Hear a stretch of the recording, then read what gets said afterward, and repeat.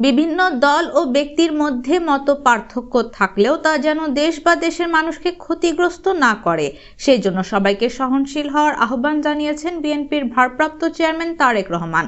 সোমবার ৩০ ডিসেম্বর সন্ধ্যায় আমরা বিএনপি পরিবারের উদ্যোগে ক্রসফায়ারে নিহত গোলাম রাব্বানীর পরিবারের জন্য নবনির্মিত বাড়ির চাবি হস্তান্তর এবং ২৪-এর গণ অভ্যুত্থানে নীলফামারী, পঞ্চগড় ও দিনাজপুর জেলার শহীদ পরিবারকে আর্থিক সহায়তা প্রদান অনুষ্ঠানে ভার্চুয়ালি প্রধান অতিথির বক্তৃতা দেন তিনি।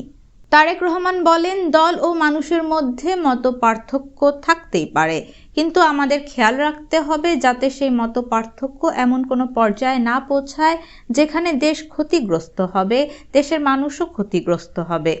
দেশকে নির্বাচনমুখী করার আহ্বান জানিয়ে তিনি বলেন, দেশকে এগিয়ে নিয়ে যেতে হলে গণতন্ত্র ফিরিয়ে আনা এবং নির্বাচন প্রক্রিয়া অব্যাহত রাখা জরুরি।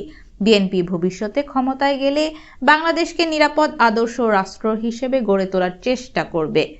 ২০১৪ সালে র্যাবের ক্রসফায়ারে নিহত গোলাম রাব্বানী নীলফামারী সদর